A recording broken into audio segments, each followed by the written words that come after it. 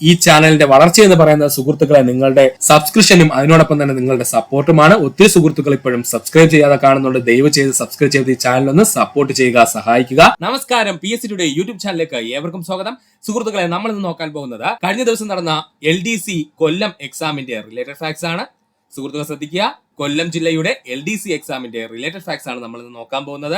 ഒത്തിരി പ്രധാനപ്പെട്ട പോയിന്റുകൾ നമ്മളോട് ചർച്ച ചെയ്യാൻ പോകുന്നുണ്ട് സുഹൃത്തുക്കളെ. അതുകൊണ്ട് സുഹൃത്തുക്കൾ ശ്രദ്ധിക്കുക, വളരെ ഇമ്പോർട്ടന്റ് ആയിട്ടൊരു ക്ലാസ് ആണ് ഇത്. സ്കിപ്പ് ചെയ്യാതെ കാണാൻ ശ്രമിക്കുക. നമുക്ക് ക്ലാസ്സിലേക്ക് പോകാം. നമ്മുടെ 14ാമത്തെ ചോദ്യം, ഹരിത വിപ്ലവത്തിന്റെ നേട്ടങ്ങളെ പറ്റിയുള്ള പ്രസ്താവനകളിൽ ശരിയല്ലാത്തത് ഏത് എന്നാണ് ചോദിച്ചിരിക്കുന്നത്. ശരിയായ ഉത്തരം ഓപ്ഷൻ സി, ഗ്രാമീണ അസമത്വമാണ്. ഹരിത വിപ്ലവത്തിന്റെ നേട്ടങ്ങളെ പറ്റിയുള്ള പ്രസ്താവനകളിൽ ശരിയല്ലാത്തത് എന്ന് ചോദിച്ചാൽ ഗ്രാമീണ അസമത്വമാണ്. ഹരിത വിപ്ലവവുമായി ബന്ധപ്പെട്ട് നമുക്ക് കുറച്ച് പോയിന്റ്സ് നോക്കാം. എന്തൊക്കെ പോയിന്റ്സ് ആണ് നമുക്ക് പഠിക്കാനുള്ളതെന്ന് നോക്കാം. ഹരിത വിപ്ലവം 1940, 1970 കാലഘട്ടങ്ങളിൽ കാർഷിക മേഖലയിൽ നിലനിന്നിരുന്ന മാന്ദ്യം കുറയ്ക്കുന്നതിനായിട്ട് ഉൽപാദനം വർദ്ധിപ്പിക്കുക എന്ന ലക്ഷ്യത്തോടെ ആഗോളതലത്തിൽ നടപ്പിലാക്കിയ കാർഷിക മുന്നേറ്റം അറിയപ്പെടുന്ന പേരാണ് ഹരിത വിപ്ലവം. എന്താ ഹരിത വിപ്ലവം എന്ന് പറഞ്ഞു കഴിഞ്ഞാൽ 1940, 1970 കാലഘട്ടങ്ങളിലെ കാർഷിക മേഖലയിൽ നിലനിന്നിരുന്ന മാന്ദ്യം കുറയ്ക്കുവാനായിട്ട് ഉൽപാദനം വർദ്ധിപ്പിക്കുക എന്ന ലക്ഷ്യത്തോടെ ആഗോളതലത്തിൽ നടപ്പിലാക്കിയ കാർഷിക മുന്നേറ്റം അറിയപ്പെടുന്ന പേരാണ് ഹരിത വിപ്ലവം. ഹരിത വിപ്ലവം ആരംഭിച്ച രാജ്യം മെക്സിക്കോ. പഠിച്ചോളനെ, ഹരിത വിപ്ലവം ആരംഭിച്ച രാജ്യം ഏതാണ്? മെക്സിക്കോ ആണ്. പ്രീവിയസ് ക്വസ്റ്റ്യൻ ആണ്. ഹരിത വിപ്ലവം ആരംഭിച്ച രാജ്യം മെക്സിക്കോ. ഹരിത വിപ്ലവത്തിന്റെ പിതാവ് എന്നറിയപ്പെടുന്നത് നോർമൻ ബോർലോഗ് ആണ്. ഒരുപാട് ഉദ്യോഗാർത്ഥികൾ തെറ്റിക്കുന്ന ഒരു പോയിന്റ് ആണ് പറഞ്ഞത്.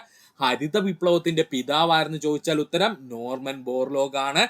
ഇന്ത്യൻ ഹരിത വിപ്ലവത്തിന്റെ പിതാവ് എന്ന് ചോദിച്ചാൽ മാത്രമേ ഡോക്ടർ MS സ്വാമിനാഥൻ ആകുന്നുള്ളൂ. അപ്പോൾ ഹരിത വിപ്ലവത്തിന്റെ പിതാവ് എന്ന് ചോദിച്ചു കഴിഞ്ഞാൽ ഓപ്ഷനകത്ത് നോർമൻ ബോർലോഗ് ഉണ്ടെങ്കിൽ അതാണ് ഉത്തരം. ഒന്നുകൂടി പറയാം സുഹൃത്തുക്കളെ, ശ്രദ്ധിക്കുക. ഹരിത വിപ്ലവത്തെ പറ്റിയാണ് നമ്മൾ പറഞ്ഞത്. 1940, 1970 കാലഘട്ടങ്ങളിൽ കാർഷിക മേഖലയിൽ നിലനിന്നിരുന്ന മാന്ദ്യം കുറയ്ക്കുന്നതിനായിട്ട് ഉൽപാദനം വർദ്ധിപ്പിക്കുക എന്ന ലക്ഷ്യത്തോടെ ആഗോളതലത്തിൽ നടപ്പിലാക്കിയ കാർഷിക മുന്നേറ്റം അറിയപ്പെടുന്ന പേരാണ് ഹരിത വിപ്ലവം.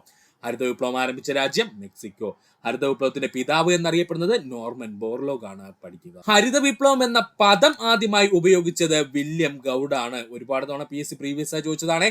ഹരിത വിപ്ലവം എന്ന പദം ആദ്യമായി ഉപയോഗിച്ച വ്യക്തി ആരെന്ന് ചോദിച്ചാൽ അത് വില്യം ഗൗഡ് ആണ്. ഹരിത വിപ്ലവത്തിന്റെ ഏഷ്യൻ ഭവനം അല്ലെങ്കിൽ ഏഷ്യൻ കവാടം എന്നൊക്കെ അറിയപ്പെടുന്നത് ഫിലിപ്പീൻസ് ആണ്. ഹരിത വിപ്ലവത്തിന്റെ ഏഷ്യൻ ഭവനം എന്നും അല്ലെങ്കിൽ ഏഷ്യയുടെ കവാടം എന്നൊക്കെ അറിയപ്പെടുന്ന രാജ്യം ചോദിച്ചാൽ അത് ഫിലിപ്പീൻസ് ആണ്. ഹരിത വിപ്ലവത്തിലൂടെ ലോകത്ത് ഏറ്റവും കൂടുതൽ ഉൽപാദനം ഉണ്ടാക്കിയ വിള എന്ന് ചോദിച്ചാൽ അത് ഗോതമ്പാണ്. അത് ഇന്ത്യയിൽ മാത്രമല്ല, ലോകത്തും ഏറ്റവും കൂടുതൽ ഉൽപാദനം ഉണ്ടാക്കിയത് ഗോതമ്പ് തന്നെയാണ് കേട്ടോ. ഹരിത വിപ്ലവത്തിലൂടെ ഏറ്റവും കൂടുതൽ ഉൽപാദനം ഉണ്ടാക്കിയ കാർഷിക വിള ഏതാണ്? ഗോതമ്പാണ്. ബോർലോഗ് അവാർഡ് നൽകുന്ന മേഖല കാർഷിക മേഖല. ഇതും PSC പ്രീവിയസ് ആയി ചോദിച്ചതാണ്. ബോർലോഗ് അവാർഡ് ഏതു മേഖലയുമായി ബന്ധപ്പെട്ടിരിക്കുന്നു? കാർഷിക മേഖലയുമായി ബന്ധപ്പെട്ടിരിക്കുന്നു. സമാധാനത്തിനുള്ള നൊബേൽ സമ്മാനം നേടിയ ആദ്യത്തെ കൃഷി ശാസ്ത്രജ്ഞനായിരുന്നു ചോദിച്ചാൽ അത് നോർമൻ ബോർലോഗ് ആണ്. വർഷം 1970. ഇമ്പോർട്ടന്റ് ആണ്. സമാധാനത്തിനുള്ള നൊബേൽ സമ്മാനം നേടിയ ആദ്യത്തെ കൃഷി ശാസ്ത്രജ്ഞനായിരുന്നു ചോദിച്ചാൽ അത് നോർമൻ ബോർലോഗ് ആണ്. ഒന്നുകൂടി പറയാൻ സുഹൃത്തുക്കളെ, ശ്രദ്ധിക്കുക. ഹരിത വിപ്ലവം എന്ന പദം ആദ്യമായി ഉപയോഗിച്ചത് വില്യം ഗൗഡ് ആണ്. ഹരിത വിപ്ലവത്തിന്റെ ഏഷ്യൻ ഭവനം എന്നറിയപ്പെടുന്നത് ഫിലിപ്പീൻസ് ആണ്. ഹരിത വിപ്ലവത്തിലൂടെ ഏറ്റവും കൂടുതൽ ഉൽപാദനം ഉണ്ടാക്കിയ കാർഷിക വിള ഏത് എന്ന് ചോദിച്ചാൽ അത് ഗോതമ്പാണ്. ബോർലോഗ് അവാർഡുകൾ നൽകുന്ന മേഖല കാർഷിക മേഖല. സമാധാനത്തിനുള്ള നൊബേൽ സമ്മാനം നേടിയ ആദ്യത്തെ കൃഷി ശാസ്ത്രജ്ഞൻ ആര് എന്ന് ചോദിച്ചാൽ അത് നോർമൻ ബോർലോഗ് ആണ്. വർഷം 1970. പഠിക്കുക. ഇനി നമുക്ക് നോക്കുവാനുള്ളത് ഹരിത വിപ്ലവവുമായി ബന്ധപ്പെട്ട കുറച്ച് അപൂർവ വസ്തുതകൾ നോക്കാനുണ്ട്. എന്തൊക്കെയാണെന്ന് നമുക്കൊന്ന് നോക്കാം. നോർമൻ ബോർലോഗ് സമാധാനത്തിന്റെ നൊബേൽ സമ്മാനം ലഭിച്ചതിന് കാരണം ഉയർന്ന വിളവ് തരുന്ന ഗോതമ്പിനമായ HYVS വികസിപ്പിച്ചത് കൊണ്ടാണ്. ഇമ്പോർട്ടന്റ് ആണ്. നോർമൻ ബോർലോഗിന് സമാധാനത്തിന്റെ നൊബേൽ സമ്മാനം എന്തിനാ ലഭിച്ചതെന്ന് ചോദിച്ചാൽ ഉയർന്ന വിളവ് തരുന്ന ഗോതമ്പിനമായിട്ടുള്ള HYVS എന്ന് പറയുന്ന ഒരു ഗോതമ്പിനത്തിനെ വികസിപ്പിച്ചെടുത്തതിനാണ്. ഹരിത വിപ്ലവത്തിന്റെ പ്രാഥമിക സവിശേഷത എന്നറിയപ്പെടുന്നത് ഇരട്ട വിള കൃഷിരീതിയാണ്. പഠിച്ചോളനെ, ഹരിത വിപ്ലവത്തിന്റെ പ്രാഥമിക സവിശേഷത എന്നറിയപ്പെടുന്നത് ഇരട്ട വിള കൃഷിരീതിയാണ്. മെച്ചപ്പെട്ട ജനിതക വിത്തുകൾ കാർഷിക മേഖലയിൽ ഉപയോഗിച്ചു തുടങ്ങിയത് ഹരിത വിപ്ലവത്തിന്റെ ഫലമായി. മെച്ചപ്പെട്ട ജനിതക വിത്തുകള് കാർഷിക മേഖലയിൽ ഉപയോഗിച്ചു തുടങ്ങിയത് ഹരിത വിപ്ലവത്തിന്റെ ഫലമായാണ്. ഒന്നുകൂടി പറയാം, അപൂർവ വസ്തുക്കളാണ് നമ്മൾ പറഞ്ഞത്. ശ്രദ്ധിച്ചോളനെ സുഹൃത്തുക്കളെ, റാങ്ക് മേക്കിംഗ് ആയിട്ടൊക്കെ ഈ ഭാഗത്തുനിന്ന് ചോദ്യങ്ങൾ ഉണ്ടാകാം. നോർമൻ ബോർലോഗിന് സമാധാനത്തിന് നൊബേൽ സമ്മാനം ലഭിച്ചതിന് കാരണം ഉയർന്ന വിളവ് തരുന്ന ഗോതമ്പിനമായിട്ടുള്ള HYVS വികസിപ്പിച്ചത്. PSC ഇവിടെ നിന്ന് ചോദിക്കാൻ സാധ്യതയുള്ളത് HYVS എന്നുള്ള ഗോതമ്പ് വികസിപ്പിച്ച ശാസ്ത്രജ്ഞൻ ആരെന്നായിരിക്കും. അല്ലെന്നുണ്ടെങ്കിൽ ചോദിക്കും നോർമൻ ബോർലോഗ് ഹരിത വിപ്ലവവുമായി ബന്ധപ്പെട്ട് ഉൽപ്പാദിപ്പിച്ച അത്യുൽപാദന ശേഷിയുള്ള ഗോതമ്പിനം എന്നായിരിക്കും. ഉത്തരം ഏതാണ്? HYVS ആണ്. ഹരിത വിപ്ലവത്തിന്റെ പ്രാഥമിക സവിശേഷതകൾ അറിയപ്പെടുന്നത് ഇരട്ട വിള കൃഷിരീതി എന്നാണ്. മെച്ചപ്പെട്ട ജനിതക വിത്തുകൾ കാർഷിക മേഖലയിൽ ഉപയോഗിച്ചു തുടങ്ങിയത് ഹരിത വിപ്ലവത്തിന്റെ ഫലമായാണ്. പഠിക്കുക. ഇനി നമുക്ക് നോക്കാനുള്ളത് ഇന്ത്യൻ ഹരിത വിപ്ലവമാണ്. വളരെ ഇമ്പോർട്ടന്റ് ആണ്. ഈ ഭാഗത്തു നിന്നാണ് PSC ഏറ്റവും കൂടുതൽ പ്രീവിയസ് ആയി ചോദ്യങ്ങൾ ചോദിക്കുന്ന മേഖല. അപ്പോൾ ഇന്ത്യൻ ഹരിത വിപ്ലവം. ഇന്ത്യൻ ഹരിത വിപ്ലവം ആരംഭിച്ചത് 1967-68 കാലഘട്ടത്തിൽ. ഇന്ത്യൻ ഹരിത വിപ്ലവം ആരംഭിച്ചതെന്ന 1967 1968 കാലഘട്ടത്തിലായിരുന്നു. ഇന്ത്യൻ ഹരിത വിപ്ലവത്തിന്റെ പിതാവ് എന്നറിയപ്പെടുന്നത് ഡോക്ടർ MS സ്വാമിനാഥനാണ്. ഇമ്പോർട്ടന്റ് പോയിന്റ്, ഒരുപാട് തവണ PSC പ്രീവിയസ് ആയി ചോദിച്ചതാണ്. പഠിക്കുക. ഇന്ത്യൻ ഹരിത വിപ്ലവത്തിന്റെ പിതാവ് എന്നറിയപ്പെടുന്നത് ആരാണ്? Doctor MS സ്വാമിനാഥനാണ്. ആരാണ്? Doctor MS സ്വാമിനാഥനാണ്. കൺഫ്യൂഷൻ ഉണ്ടാവരുത്. ഹരിത വിപ്ലവത്തിന്റെ പിതാവ് അല്ലെങ്കിൽ ലോക ഹരിത വിപ്ലവത്തിന്റെ പിതാവ് എന്ന് ചോദിച്ചു കഴിഞ്ഞാൽ അത് നോർമൻ ബോർലോഗ് ആണ്. എന്നാൽ ഇന്ത്യൻ ഹരിത വിപ്ലവത്തിന്റെ പിതാവ് എന്നറിയപ്പെടുന്നത് ആരാണ്? Doctor MS സ്വാമിനാഥനാണ്. ഇന്ത്യൻ ഹരിത വിപ്ലവം ആരംഭിച്ച സമയത്ത് കൃഷി മന്ത്രിയായിരുന്നു ചോദിച്ചാൽ C സുബ്രഹ്മണ്യമാണ്. ഇതും ചോദിച്ചിട്ടുണ്ട്. ഇന്ത്യൻ ഹരിത വിപ്ലവം ആരംഭിച്ച സമയത്ത് നമ്മുടെ കേന്ദ്ര കൃഷി മന്ത്രിയായിരുന്നു ചോദിച്ചു കഴിഞ്ഞാൽ അത് C സുബ്രഹ്മണ്യമായിരുന്നു. MS സ്വാമിനാഥൻ റിസർച്ച് ഫൗണ്ടേഷൻ സ്ഥിതി ചെയ്യുന്നത് ചെന്നൈയിലാണ്. MS സ്വാമിനാഥൻ റിസർച്ച് ഫൗണ്ടേഷൻ സ്ഥിതി ചെയ്യുന്നത് എവിടെയാണ്? ചെന്നൈയിലാണ്. Indian council of agriculture research രൂപീകൃതമായത് 1929ലാണ്. Indian council of agriculture research രൂപീകൃതമായ ഏത് വർഷമാ? 1929ലാണ്. ഒന്നുകൂടി പറയാം സുഹൃത്തുക്കളെ, ശ്രദ്ധിക്കുക. ഇന്ത്യൻ ഹരിത വിപ്ലവ മേഖലയെ കുറിച്ചാണ് നമ്മൾ പറഞ്ഞുകൊണ്ടിരുന്നത്. ഇന്ത്യൻ ഹരിത വിപ്ലവം ആരംഭിച്ചതെന്ന 1967 1968 കാലഘട്ടത്തിലാണ്. ഇന്ത്യൻ ഹരിത വിപ്ലവത്തിന്റെ പിതാവ് എന്നറിയപ്പെടുന്നത് ഡോക്ടർ MS സ്വാമിനാഥനാണ്. ഇന്ത്യൻ ഹരിത വിപ്ലവം ആരംഭിച്ച സമയത്ത് കേന്ദ്ര കൃഷിമന്ത്രി ആരെന്ന് ചോദിച്ചു കഴിഞ്ഞാൽ അത് C സുബ്രഹ്മണ്യമാണ്. MS സ്വാമിനാഥൻ റിസർച്ച് ഫൗണ്ടേഷൻ സ്ഥിതി ചെയ്യുന്നത് ചെന്നൈയിലാണ്.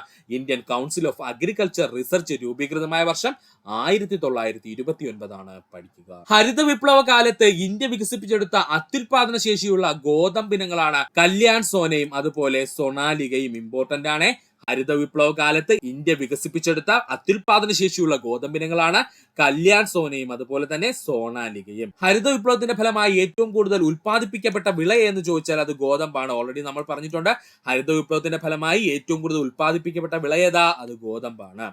കൃഷി പരാജയപ്പെട്ടാൽ സർക്കാരും രാജ്യവും പരാജയപ്പെടുമെന്ന് അഭിപ്രായപ്പെട്ട വ്യക്തി ജവഹർലാൽ നെഹ്റു. പഠിച്ചോളണേ. കൃഷി പരാജയപ്പെട്ടാൽ സർക്കാരും രാജ്യവും പരാജയപ്പെടുമെന്ന് അഭിപ്രായപ്പെട്ട വ്യക്തിത്വമാരാണ്? ജവഹർലാൽ നെഹ്റു ആണ്. എനിക്കൊരു കൾച്ചറേ അറിയൂ, അത് അഗ്രികൾച്ചർ ആണ് എന്ന് അഭിപ്രായപ്പെട്ട വ്യക്തിത്വം സർദാർ വല്ലഭായ് പട്ടേൽ. ഇത് ഒരുപാട് തവണ PSC പ്രീവിയസ് ആയി ചോദിച്ചതാണ്. എനിക്കൊരു കൾച്ചറേ അറിയൂ, അത് അഗ്രികൾച്ചർ ആണ് എന്ന് അഭിപ്രായപ്പെട്ട വ്യക്തിത്വം ഏതാണ്? സർദാർ വല്ലഭായ് പട്ടേൽ ആണ്. ഒന്നുകൂടി പറയാം സുഹൃത്തുക്കളെ, ശ്രദ്ധിക്കുക. ഹരിത വിപ്ലവ കാലത്ത് ഇന്ത്യ വികസിപ്പിച്ചെടുത്ത അത്യുൽപാദന ശേഷിയുള്ള ഗോതമ്പിനങ്ങളാണ് കല്യാൺ സോനയും അതുപോലെ സൊണാലികയും. ഇത് രണ്ടും PSC പ്രീവിയസ് ആയി ചോദിച്ചിട്ടുണ്ട്. ഹരിത വിപ്ലവത്തിന്റെ ഫലമായി ഏറ്റവും കൂടുതൽ ഉൽപ്പാദിപ്പിക്കപ്പെട്ട വിള എന്ന് ചോദിച്ചാൽ അത് ഗോതമ്പ് തന്നെയാണ്. കൃഷി പരാജയപ്പെട്ടാൽ സർക്കാരും രാജ്യവും പരാജയപ്പെടുമെന്ന് അഭിപ്രായപ്പെട്ട വ്യക്തി ഏതാണ്? ജവഹർലാൽ നെഹ്റു ആണ്. എനിക്കൊരു കൾച്ചറേ അറിയൂ, അത് അഗ്രികൾച്ചർ ആണ് എന്ന് അഭിപ്രായപ്പെട്ട വ്യക്തി ആരാണ്? സർദാർ വല്ലഭായ് പട്ടേൽ ആണ്. പഠിക്കുക. ഇനി നമുക്ക് പ്രധാനപ്പെട്ട കുറച്ച് വർഷങ്ങൾ പഠിക്കാനുണ്ട്. സുഹൃത്തുക്കളെ ശ്രദ്ധിച്ചിരിക്കുക. കുറച്ച് പ്രധാനപ്പെട്ട വർഷങ്ങളാണ്. ഈ വർഷങ്ങളെല്ലാം PSC പ്രീവിയസ് ആയി ചോദിച്ചതാണ്. ഇവയെല്ലാം നമ്മുടെ കാർഷിക മേഖലയുമായി ബന്ധപ്പെട്ട വർഷങ്ങളാണ്. നമുക്ക് നോക്കാം. അന്താരാഷ്ട്ര നെല്ലുവർഷം 2004. അന്താരാഷ്ട്ര നെല്ലുവർഷമായി നമ്മൾ ആചരിച്ചത് 2004. വീണ്ടും പറയുന്നു, അന്താരാഷ്ട്ര നെല്ലുവർഷമായി നമ്മൾ ആചരിച്ചത് 2004. അന്താരാഷ്ട്ര മണ്ണ് വർഷമായി നമ്മൾ ആചരിച്ചത് 2015. അന്താരാഷ്ട്ര മണ്ണ് വർഷമായി നമ്മൾ ആചരിച്ചത് 2015. അന്താരാഷ്ട്ര പയറു വർഷമായി നമ്മൾ ആചരിച്ചത് 2016. അന്താരാഷ്ട്ര പയറു വർഷമായി നമ്മൾ ആചരിച്ചത് 2016. ഇനി ഇതിൽ ഏറ്റവും ഇമ്പോർട്ടന്റ് പോയിന്റിലേക്ക് കടക്കുവാണ്. നമ്മുടെ ചെറുധാന്യ വർഷമായി നമ്മൾ ആചരിച്ചത് 2023. ചെറുധാന്യ വർഷമായിട്ട് ആചരിച്ചത് 2023 അല്ലെങ്കിൽ മില്ലറ്റ് ഇയർ എന്നൊക്കെ പറയും കേട്ടോ. ഇത് ആചരിച്ചതെന്നാണ് 2023. ഇപ്പോൾ കറണ്ട് അഫേഴ്സ് ആയിട്ട് ഒത്തിരി ക്വസ്റ്റ്യൻ പേപ്പറുകൾ കണ്ടിരുന്നു. അപ്പോൾ മില്ലറ്റ് ഇയർ അല്ലെന്നുണ്ടെങ്കിൽ ചെറുധാന്യ വർഷമായിട്ട് നമ്മൾ ആചരിച്ചതെന്നാണ് 2023 പഠിക്കുക. ഒന്നുകൂടി പറയാം സുഹൃത്തുക്കളെ, ശ്രദ്ധിക്കുക. അന്താരാഷ്ട്ര നെല്ലുവർഷം 2004, അന്താരാഷ്ട്ര മണ്ണ് വർഷം 2015, അന്താരാഷ്ട്ര പയർ വർഷം 2016, ചെറുധാന്യം അല്ലെങ്കിൽ മില്ലറ്റ് വർഷം എന്നറിയപ്പെടുന്നത് 2023 പഠിക്കുക. ഇനി ഇന്ത്യൻ ഹരിത വിപ്ലവവുമായി ബന്ധപ്പെട്ട് നമുക്ക് കുറച്ച് അപൂർവ വസ്തുതകൾ കൂടി പഠിക്കാം. PSCയുടെ ക്വസ്റ്റ്യൻസ് കടുപ്പമാവുന്നതിനനുസരിച്ച് ഈ ഭാഗത്തു നിന്നൊക്കെ ചോദ്യം നമുക്ക് പ്രതീക്ഷിക്കാം. അപ്പോൾ ഇന്ത്യൻ ഹരിത വിപ്ലവവും അപൂർവ വസ്തുതകളും. ഇന്ത്യയിൽ ഹരിത വിപ്ലവത്തിന് തുടക്കം കുറിക്കാൻ കാരണം 1943-ലുണ്ടായ ബംഗാളിലെ ഭക്ഷ്യക്ഷാമവും അതുവഴി ഉണ്ടായ പട്ടിണി മരണങ്ങളും പഠിച്ചോളനെ. ഇന്ത്യയിൽ ഹരിത വിപ്ലവത്തിന് തുടക്കം കുറിക്കാൻ കാരണം എന്താണ്? 1943-ൽ ബംഗാളിലുണ്ടായ ഭക്ഷ്യക്ഷാമവും അതുവഴി ഉണ്ടായ പട്ടിണി മരണങ്ങളും. മൂന്നാം കാർഷിക വിപ്ലവം എന്നറിയപ്പെടുന്നത് ഹരിത വിപ്ലവമാണ്. പഠിച്ചോളനെ. മൂന്നാം കാർഷിക വിപ്ലവം എന്നറിയപ്പെടുന്നത് ഏതാണ്? ഹരിത വിപ്ലവമാണ്.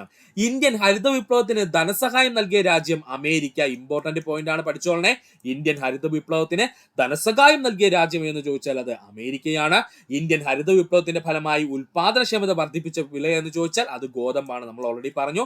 ഇന്ത്യൻ ഹരിത വിപ്ലവത്തിന്റെ ഫലമായി ഏറ്റവും കൂടുതൽ ഉൽപാദനക്ഷമത വർദ്ധിപ്പിച്ച ഭക്ഷ്യവിള എന്ന് ചോദിച്ചാൽ അത് ഗോതമ്പാണ്. ഒന്നുകൂടി പറയാം സുഹൃത്തുക്കളെ, ശ്രദ്ധിക്കുക. അപൂർവ വസ്തുതകളാണ് നമ്മൾ പറയുന്നത്. ക്വസ്റ്റ്യൻ ടഫ് ആവുന്നതിനനുസരിച്ച് ഈ മേഖലയിൽ നിന്ന് ചോദ്യങ്ങൾ വരാം. അപ്പൊ നമുക്ക് ഏതൊക്കെയാണെന്ന് നോക്കാം. ഇന്ത്യൻ ഹരിത വിപ്ലവത്തിന് തുടക്കം കുറിക്കാൻ കാരണം എന്താ? 1943-ലെ ബംഗാളിലുണ്ടായ ഭക്ഷ്യക്ഷാമവും അതുവഴി ഉണ്ടായ പട്ടിണി മരണങ്ങളും. മൂന്നാം കാർഷിക വിപ്ലവം എന്നറിയപ്പെടുന്നത് ഹരിത വിപ്ലവമാണ്. ഇന്ത്യൻ ഹരിത വിപ്ലവത്തിന് ധനസഹായം നൽകിയ രാജ്യം ഏതാണ്? അമേരിക്കയാണ്. ഇന്ത്യൻ ഹരിത വിപ്ലവത്തിന്റെ ഫലമായി ഉൽപാദനക്ഷമത വർദ്ധിപ്പിച്ച ഭക്ഷ്യവിള ഏതാണ്? ഗോതമ്പാണ്. പഠിക്കുക. ഇനി നമുക്ക് നോക്കുവാനുള്ളത് ഹരിത വിപ്ലവത്തിന്റെ ഭാഗമായി ഉൽപാദനം വർദ്ധിച്ച വിളകളാണ്. ഏറ്റവും ഇമ്പോർട്ടന്റ് പോയിന്റ് ആണ് പറയുന്നത്. ഇങ്ങനെയുള്ള ചോദ്യങ്ങളാണ് ഇപ്പോൾ PSC ചോദിക്കുന്നത്. ഹരിത വിപ്ലവത്തിന്റെ ഭാഗമായി ഉൽപാദനം വർദ്ധിച്ച വിളകൾ. ഒന്നാമത് ഗോതമ്പ്, രണ്ടാമത് അരി, അതിനുശേഷം ജോവർ, അതിനുശേഷം ബജ്റ, അതുപോലെ ചോളം. ഇത്രയുമാണ് പ്രധാനമായിട്ടും ഈ പറഞ്ഞിരിക്കുന്ന ഹരിത വിപ്ലവവുമായി ബന്ധപ്പെട്ടിട്ട് ഉൽപാദനം വർദ്ധിപ്പിച്ച ഭക്ഷ്യവിളകൾ. ഇന്ത്യയിലാണ് കേട്ടോ, ശ്രദ്ധിച്ചോളണേ. ഹരിത വിപ്ലവത്തിന്റെ ഭാഗമായിട്ട് ഇന്ത്യയിൽ ഉൽപാദനം വർദ്ധിപ്പിച്ച ഭക്ഷ്യവിളകൾ ഏതൊക്കെയാ? ഗോതമ്പ്, അരി, ജോവർ, ബജ്റ, ചോളം. ഒന്നുകൂടി പറയാം. ഗോതമ്പ്, അരി, ജോവർ, ബജ്റ, ചോളം എന്നീ ഭക്ഷ്യവിളകൾക്കാണ് ഹരിത വിപ്ലവത്തിന്റെ ഫലമായിട്ട് ഇന്ത്യയിൽ ഉൽപാദനം വർദ്ധിപ്പിച്ചത്.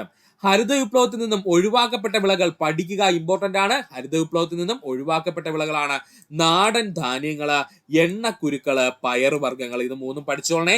ഹരിത വിപ്ലവത്തിൽ നിന്നും ഒഴിവാക്കപ്പെട്ട വിളകളായിരുന്നു നാടൻ ധാന്യങ്ങള്, എണ്ണക്കുരുക്കള്, പയറുവർഗ്ഗങ്ങള്. നാടൻ ധാന്യങ്ങള്, എണ്ണക്കുരുക്കള്, പയറുവർഗ്ഗങ്ങൾ എന്നിവ ഹരിത വിപ്ലവത്തിൽ നിന്നും ഒഴിവാക്കപ്പെട്ടിരുന്നു. പഠിക്കുക. ഒന്നുകൂടി പറയാം സുഹൃത്തുക്കളെ. ഹരിത വിപ്ലവത്തിന്റെ ഭാഗമായിട്ട് ഉൽപാദനം വർദ്ധിപ്പിച്ച ഭക്ഷ്യവിളകൾ ഏതൊക്കെയാണ്? ഗോതമ്പ്, അരി, ജോവർ, ബജ്റ, ചോളം എന്നിവയാണ്. ഹരിത വിപ്ലവത്തിൽ നിന്നും ഒഴിവാക്കപ്പെട്ട വിളകൾ ചോദിച്ചാൽ നാടൻ ധാന്യങ്ങൾ, എണ്ണക്കുരുക്കൾ, പയറുവർഗ്ഗങ്ങൾ എന്നിവയാണ്. പഠിക്കുക. ഹരിത വിപ്ലവത്തിന്റെ ഫലമായി ഉൽപാദനം വർദ്ധിച്ച നാണ്യവിളകളാണ് എങ്കിൽ പഠിച്ചോളുക. അതാണ് പരുത്തി, ചണം, തേയില, കരിമ്പ്. ഇമ്പോർട്ടന്റ് ആണ്. ഹരിത വിപ്ലവത്തിന്റെ ഭാഗമായിട്ട് ഉൽപാദനം വർദ്ധിച്ച നാണ്യവിളകൾ ഏതൊക്കെയാണ്? പരുത്തി, ചണം, തേയില, കരിമ്പ്. ഒന്നുകൂടി പറയാം. ഹരിത വിപ്ലവത്തിന്റെ ഭാഗമായി ഉൽപാദനം വർദ്ധിച്ച നാണ്യവിളകൾ ഏതൊക്കെയാണ്? പരുത്തി, ചണം, തേയില, കരിമ്പ് എന്നിവയാണ്. കൂടുതൽ ഭക്ഷ്യവസ്തുക്കൾ ഉൽപ്പാദിപ്പിക്കുന്നതിന് വേണ്ടി മുന്നോട്ട് വെച്ച ആശയമാണ് നിത്യഹരിത വിപ്ലവം. ഇമ്പോർട്ടന്റ് ആണ്. അതായത് നമ്മുടെ ഇന്ത്യയില് ഒരുപാട് ജനസംഖ്യ ഇങ്ങനെ വർദ്ധിച്ചുകൊണ്ടിരിക്കുകയല്ലേ. അപ്പൊ ആ ജനസംഖ്യക്ക് അനുസരിച്ചുള്ള ഭക്ഷ്യവസ്തുക്കൾ എന്ത് ചെയ്യണം? ഇന്ത്യ തന്നെ ഉൽപ്പാദിപ്പിക്കണം. അപ്പൊ അതിനു വേണ്ടിയിട്ട് നമ്മൾ കൊണ്ടുവന്നതാണ് നിത്യഹരിത വിപ്ലവം എന്ന് പറയുന്നത് കേട്ടോ. അപ്പോൾ കൂടുതൽ ഭക്ഷ്യവസ്തുക്കൾ ഉൽപ്പാദിപ്പിക്കുന്നതിന് വേണ്ടിയിട്ട് മുന്നോട്ട് വെച്ച ആശയം എന്ന് ചോദിച്ചാൽ നിത്യഹരിത വിപ്ലവമാണ്. നിത്യഹരിത വിപ്ലവം കൊണ്ടുവരുന്നതിന് കാരണം എന്തെന്ന് ചോദിച്ചു കഴിഞ്ഞാൽ അത് നമ്മുടെ ജനസംഖ്യാ വർധനവാണ് കേട്ടോ. ശ്രദ്ധിക്കുക. നിത്യഹരിത വിപ്ലവം എന്ന ആശയം മുന്നോട്ട് വെച്ചത് ഡോക്ടർ MS സ്വാമിനാഥൻ തന്നെയാണ്. നിത്യഹരിത വിപ്ലവം എന്ന ആശയം മുന്നോട്ട് വെച്ചത് ആരാ? ഡോക്ടർ MS സ്വാമിനാഥൻ തന്നെയാണ്. ഒന്നുകൂടി പറയാം സുഹൃത്തുക്കളെ. ഹരിത വിപ്ലവത്തിന്റെ ഭാഗമായി ഉൽപാദനം വർദ്ധിച്ച നാണ്യവിളകൾ ചോദിച്ചാല് പരുത്തി, ചണം, തേയില, കരിമ്പ്. കൂടുതൽ ഭക്ഷ്യവസ്തുക്കൾ ഉൽപ്പാദിപ്പിക്കുന്നതിന് വേണ്ടി മുന്നോട്ട് വെച്ച ആശയമാണ് നിത്യഹരിത വിപ്ലവം. നിത്യഹരിത വിപ്ലവം മുന്നോട്ട് വരാനുള്ള കാരണം എന്താ? അല്ലെങ്കിൽ അത് കൊണ്ടുവരാനുള്ള കാര്യം എന്താ? നമ്മുടെ ജനസംഖ്യാ വർധനവാണ്. നിത്യഹരിത വിപ്ലവം എന്ന ആശയം മുന്നോട്ട് വെച്ചത് ഡോക്ടർ MS സ്വാമിനാഥനാണ്. പഠിക്കുക. ഇനി നമുക്ക് പഠിക്കാനുള്ളതാണ് ഡോക്ടർ MS സ്വാമിനാഥനെ പറ്റിയിട്ട്. PSC ഒരുപാട് പ്രീവിയസ് ആയി ചോദിച്ചിട്ടുണ്ട് ഡോക്ടർ MS സ്വാമിനാഥനെ പറ്റിയിട്ട്. അതുകൊണ്ട് അദ്ദേഹത്തെ പറ്റി നമുക്ക് വ്യക്തമായിട്ട് പഠിക്കേണ്ടതുണ്ട്. നമുക്ക് നോക്കാം. Doctor MS Swaminathan. Doctor MS Swaminathan ജനിച്ചത് 1925 ആഗസ്റ്റ് 7-നാണ്. ഡോക്ടർ MS സ്വാമിനാഥന്റെ ജനനം എന്നായിരുന്നു? 1925 ഓഗസ്റ്റ് 7-നായിരുന്നു. ഡോക്ടർ MS സ്വാമിനാഥന്റെ മരണം 2023 സെപ്റ്റംബർ മാസം 28-ാം തീയതി. ഇപ്പോഴങ്ങോട്ട് ഒരുപാട് ക്വസ്റ്റ്യൻ പേപ്പറിൽ PSC പ്രീവിയസ് ആയി ചോദിച്ചതാണ്. ഇമ്പോർട്ടന്റ് ആണ്. അപ്പോ ഡോക്ടർ MS സ്വാമിനാഥന്റെ മരണം എന്നായിരുന്നു? 2023 സെപ്റ്റംബർ മാസം 28-ാം തീയതിയായിരുന്നു. ഡോക്ടർ MS സ്വാമിനാഥന്റെ ജന്മദേശം തമിഴ്നാടാണ്. ഡോക്ടർ MS സ്വാമിനാഥന്റെ ജന്മദേശം തമിഴ്നാടാണ്. പഠിക്കുക. ഇന്ത്യൻ ഹരിത വിപ്ലവത്തിന്റെ പിതാവ് എന്നറിയപ്പെടുന്നത് എം എസ് സ്വാമിനാഥൻ. നമ്മൾ ഓൾറെഡി പറഞ്ഞു കഴിഞ്ഞു. ഇന്ത്യൻ ഹരിത വിപ്ലവത്തിന്റെ പിതാവ് എന്നറിയപ്പെടുന്നത് ആരാണ്? എം എസ് സ്വാമിനാഥനാണ്. ഇന്ത്യൻ അഗ്രികൾച്ചർ റിസർച്ചിന്റെ ഡയറക്ടർ ജനറൽ ആയിരുന്ന വ്യക്തിത്വം എം എസ് സ്വാമിനാഥൻ. ഏതാ വർഷം? 1972 മുതൽ 1979 വരെ. കേട്ടോ, ഇന്ത്യൻ അഗ്രികൾച്ചർ റിസർച്ചിന്റെ ഡയറക്ടർ ജനറൽ ആയിരുന്ന വ്യക്തിത്വമായിരുന്നു ചോദിച്ചാൽ അത് എം എസ് സ്വാമിനാഥനാണ്. വർഷം 1972 മുതൽ 1979 വരെ. National bureau of plant animal fish genetic resource of India രൂപീകരിച്ച വ്യക്തിത്വമായിരുന്നു ചോദിച്ചാൽ അത് എം എസ് സ്വാമിനാഥനാണ്. ഇമ്പോർട്ടന്റ് ആണ്. National bureau of plant animal fish genetics resource of India രൂപീകരിച്ചത് ആരാണ്? എം എസ് സ്വാമിനാഥനാണ്. ആദ്യത്തെ ലോക ഭക്ഷ്യ പുരസ്കാരം ലഭിക്കുന്നത് ഡോക്ടർ എം എസ് സ്വാമിനാഥനാണ്. മോസ്റ്റ് ഇമ്പോർട്ടന്റ് പോയിന്റ്, ലോകത്തിൽ ആദ്യമായിട്ട് ലോക ഭക്ഷ്യ പുരസ്കാരം ആർക്കാ ലഭിക്കുന്നത്? ഡോക്ടർ എം എസ് സ്വാമിനാഥനാണ്. പഠിക്കുക. ഒന്നുകൂടി പറയാം സുഹൃത്തുക്കളെ, ഡോക്ടർ എം എസ് സ്വാമിനാഥനെ പറ്റിയാണ് നമ്മൾ പറഞ്ഞുകൊണ്ടിരുന്നത്. അദ്ദേഹത്തിന്റെ ജനനം 1925 ഓഗസ്റ്റ് 7-നാണ്. ഡോക്ടർ എം എസ് സ്വാമിനാഥന്റെ മരണം 2023 സെപ്റ്റംബർ 28-ആണ്. ഡേറ്റ് വ്യക്തമായിട്ട് പഠിച്ചു വെച്ചേക്കുക. ഓൾറെഡി PSC പ്രീവിയസ് ആയി ചോദിച്ചു കഴിഞ്ഞു. ഡോക്ടർ എം എസ് സ്വാമിനാഥന്റെ ജന്മസ്ഥലം തമിഴ്നാടാണ്. ഇന്ത്യൻ ഹരിത വിപ്ലവത്തിന്റെ പിതാവ് എന്നറിയപ്പെടുന്നത് doctor M S Swaminathan. Indian agriculture റിസർച്ചിന്റെ ഡയറക്ടർ ജനറൽ ആയിരുന്ന വ്യക്തിത്വമായിരുന്നു ചോദിച്ചാൽ അത് എം എസ് സ്വാമിനാഥനാണ്. വർഷം 1972 മുതൽ 1979 വരെ. National bureau of plant animal fish genetics resource of India രൂപീകരിച്ച വ്യക്തി ഡോക്ടർ എം എസ് സ്വാമിനാഥൻ. ആദ്യത്തെ ലോക ഭക്ഷ്യ പുരസ്കാരം ലഭിക്കുന്നത് ഡോക്ടർ എം എസ് സ്വാമിനാഥനാണ്. പഠിക്കുക. 1979 കൃഷി മന്ത്രാലയത്തിന്റെ പ്രിൻസിപ്പൽ സെക്രട്ടറിയായി നിയമിതനായ വ്യക്തിയാരെന്ന് ചോദിച്ചാൽ ഡോക്ടർ എം എസ് സ്വാമിനാഥനാണ്. 1979 കൃഷി മന്ത്രാലയത്തിന്റെ പ്രിൻസിപ്പൽ സെക്രട്ടറിയായി നിയമിതനായ വ്യക്തിത്വമാരെന്ന് ചോദിച്ചാൽ അത് എം എസ് സ്വാമിനാഥനാണ്. 2004 രൂപീകരിച്ച നാഷണൽ കമ്മീഷൻ ഓൺ ഫാർമേഴ്സിന്റെ ആദ്യത്തെ ചെയർമാൻ ആരെന്ന് ചോദിച്ചാൽ അത് ഡോക്ടർ എം എസ് സ്വാമിനാഥനാണ്. ഇമ്പോർട്ടന്റ് ആണ്. 2004 രൂപീകരിച്ച നാഷണൽ കമ്മീഷൻ ഓൺ ഫാർമേഴ്സിന്റെ ആദ്യത്തെ ചെയർമാൻ ആയിരുന്ന വ്യക്തിത്വമാരെന്ന് ചോദിച്ചാൽ ഡോക്ടർ എം എസ് സ്വാമിനാഥനാണ്. 1984 international union four conservation of nature and natural resource അഥവാ IUCN പ്രസിഡന്റ് ആയിരുന്ന വ്യക്തിത്വമായിരുന്നു ചോദിച്ചാൽ അതും ഡോക്ടർ എം എസ് സ്വാമിനാഥനാണ്. പഠിച്ചോളണേ. 1984 international union four conservation of nature and natural resource അഥവാ IUCN പ്രസിഡന്റ് ആയിരുന്ന വ്യക്തിത്വമായിരുന്നു ചോദിച്ചാൽ അത് എം എസ് സ്വാമിനാഥനാണ്. അപ്പോൾ M S Swaminathan IUCN president ആയിട്ട് ഇരുന്നിട്ടുണ്ട്. പഠിച്ചോളുക. ബയോസ്ഫിയർ റിസർവുകളുടെ ട്രസ്റ്റിഷിപ്പ് മാനേജ്മെന്റ് എന്ന ആശയം കൊണ്ടുവന്ന വ്യക്തിത്വമായിരുന്നു ചോദിച്ചാൽ എം എസ് സ്വാമിനാഥനാണ്. പഠിച്ചോളണേ. ബയോസ്ഫിയർ റിസർവുകളുടെ ട്രസ്റ്റിഷിപ്പ് മാനേജ്മെന്റ് എന്ന ആശയം കൊണ്ടുവന്ന വ്യക്തിത്വമാരാണ്? എം എസ് സ്വാമിനാഥനാണ്. പഠിക്കുക. ഒന്നുകൂടി പറയാം സുഹൃത്തുക്കളെ, ശ്രദ്ധിക്കുക. 1979 കൃഷി മന്ത്രാലയത്തിന്റെ പ്രിൻസിപ്പൽ സെക്രട്ടറിയായി നിയമിതനായ വ്യക്തിത്വമാരെന്ന് ചോദിച്ചാൽ ഡോക്ടർ എം എസ് സ്വാമിനാഥനാണ്. 2004 രൂപീകരിച്ച നാഷണൽ കമ്മീഷൻ ഓൺ ഫാർമേഴ്സിന്റെ ആദ്യത്തെ ചെയർമാൻ ആരെന്ന് ചോദിച്ചാൽ അത് ഡോക്ടർ എം എസ് സ്വാമിനാഥനാണ്. 1984 international union four conservation of nature and natural resource അഥവാ IUCN പ്രസിഡന്റ് ആയിരുന്ന വ്യക്തിത്വമാരെന്ന് ചോദിച്ചാൽ എം എസ് സ്വാമിനാഥനാണ്. ബയോസ്ഫിയർ റിസർവുകളുടെ ട്രസ്റ്റിഷിപ്പ് മാനേജ്മെന്റ് എന്ന ആശയം കൊണ്ടുവന്ന വ്യക്തിത്വം ഡോക്ടർ എം എസ് സ്വാമിനാഥനാണ്. പഠിക്കുക. ഡോക്ടർ എം എസ് സ്വാമിനാഥന് പത്മവിഭൂഷൺ നൽകി ആദരിച്ച വർഷം 1989. ഡോക്ടർ എം എസ് സ്വാമിനാഥന് പത്മവിഭൂഷൺ നൽകി ആദരിച്ച വർഷം 1989. Doctor M S Swaminathan community ലീഡർഷിപ്പിനുള്ള രമൺ മാഗ്സസെ അവാർഡ് ലഭിക്കുന്നത് 1971 കേട്ടോ. ഡോക്ടർ എം എസ് സ്വാമിനാഥന് കമ്മ്യൂണിറ്റി ലീഡർഷിപ്പിനുള്ള രമൺ മാഗ്സസെ അവാർഡ് ലഭിച്ച വർഷം 1971. ഡോക്ടർ എം എസ് സ്വാമിനാഥന് യുനെസ്കോയുടെ മഹാത്മാഗാന്ധി സ്വർണ്ണ മെഡൽ ലഭിച്ചത് 1999. എം എസ് സ്വാമിനാഥന് യുനെസ്കോയുടെ മഹാത്മാഗാന്ധി സ്വർണ്ണ മെഡൽ ലഭിച്ചത് 1999. ഗ്രാമീണ മേഖലയിലെ സ്ത്രീകളുടെ സാമ്പത്തിക വളർച്ച വർദ്ധിപ്പിക്കുന്നതിന് എം എസ് സ്വാമിനാഥൻ ആരംഭിച്ച സ്ഥാപനമാണ് M S Swaminathan research foundation. Important ആണ്. ഗ്രാമീണ മേഖലകളിലെ സ്ത്രീകളുടെ സാമ്പത്തിക വളർച്ച വർദ്ധിപ്പിക്കുന്നതിന് വേണ്ടിയിട്ട് ഡോക്ടർ എം എസ് സ്വാമിനാഥൻ ആരംഭിച്ച സ്ഥാപനമാണ് M S Swaminathan research foundation. M S സ്വാമിനാഥന് ഭാരതരത്ന നൽകി രാജ്യം അംഗീകരിച്ച വർഷം 2024. ഇതങ്ങ് പഠിച്ചോളണേ. ഡോക്ടർ എം എസ് സ്വാമിനാഥന് ഭാരതരത്ന നൽകി രാജ്യം അംഗീകരിച്ച വർഷം എത്രയാണ്? 2024. ഒന്നുകൂടി പറയാം സുഹൃത്തുക്കളെ. Doctor M S Swaminathan Padma Vibhushan നൽകി ആദരിച്ചത് 1989. Doctor M S Swaminathan community ലീഡർഷിപ്പിനുള്ള രമൺ മാഗ്സസെ അവാർഡ് ലഭിച്ചത് 1971. എം എസ് സ്വാമിനാഥന് യുനെസ്കോയുടെ മഹാത്മാഗാന്ധി സ്വർണ്ണ മെഡൽ പുരസ്കാരം ലഭിച്ചത് 1999. ഗ്രാമീണ മേഖലയിലെ സ്ത്രീകളുടെ സാമ്പത്തിക വളർച്ച വർദ്ധിപ്പിക്കുന്നതിന് എം എസ് സ്വാമിനാഥൻ ആരംഭിച്ച സ്ഥാപനമാണ് M S Swaminathan research foundation. M S Swaminathan Bharat Ratna നൽകി രാജ്യം ആചരിച്ചതെന്നാണ് 2024 പഠിക്കുക.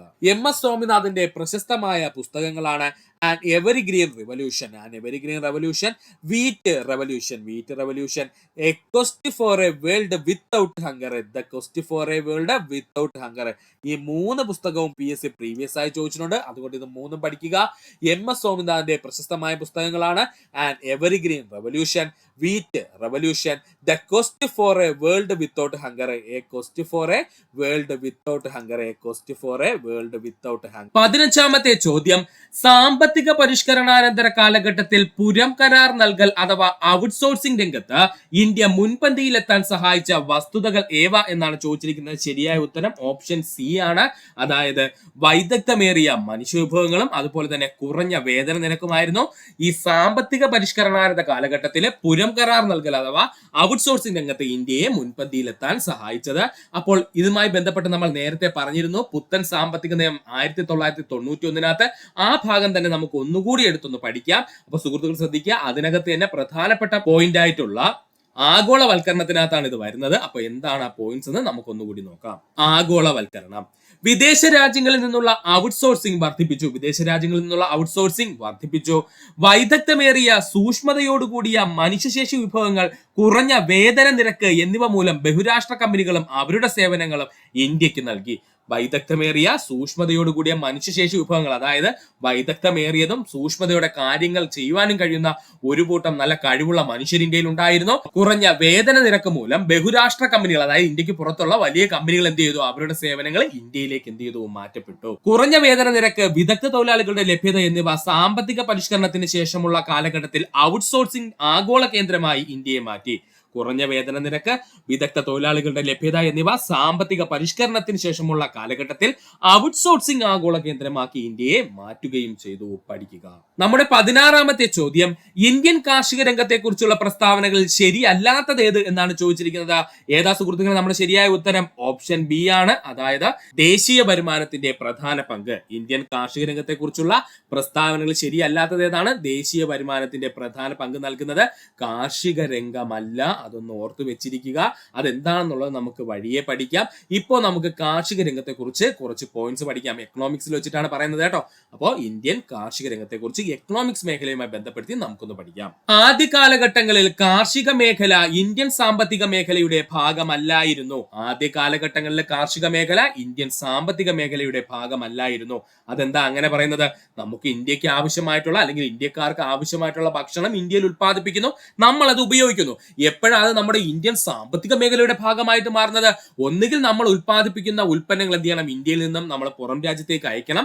അല്ലെന്നുണ്ടെങ്കിൽ എന്ത് ചെയ്യണം, ഈ പറഞ്ഞിരിക്കുന്ന കാർഷിക മേഖലയിൽ നിന്ന് എടുക്കുന്ന എന്തെങ്കിലും ഉൽപ്പന്നം ഉപയോഗിച്ച് നമ്മൾ എന്തെങ്കിലും വ്യവസായം ചെയ്യണം അല്ലെ.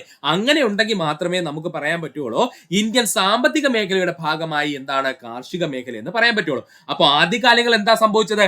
നമ്മൾ ഉണ്ടാക്കുന്ന ഭക്ഷണം നമ്മൾ തന്നെ കഴിക്കുമായിരുന്നു, മറ്റാർക്കും മറ്റൊരു രാജ്യത്തിലേക്ക് നമ്മൾ കയറ്റിവിടില്ലായിരുന്നു. അതുകൊണ്ട് തന്നെ ആദ്യകാലങ്ങളിൽ കാർഷിക മേഖല ഇന്ത്യൻ സാമ്പത്തിക മേഖലയുടെ ഭാഗമല്ലായിരുന്നു. ഹരിത വിപ്ലവത്തിന് ശേഷമാണ് കൃഷി ഇന്ത്യൻ സാമ്പത്തിക മേഖലയുടെ ഭാഗമായി മാറിയത്. ഹരിത വിപ്ലവത്തിന് ശേഷമാണ് കൃഷി എന്ന് പറയുന്നത് ഇന്ത്യൻ സാമ്പത്തിക മേഖലയുടെ ഭാഗമായി മാറിയത്. ഇന്ത്യയിൽ ഏറ്റവും കൂടുതൽ തൊഴിലാളികൾ പ്രവർത്തിക്കുന്ന കാർഷിക മേഖലയിലാണ്. ഇമ്പോർട്ടന്റ് ആണ്.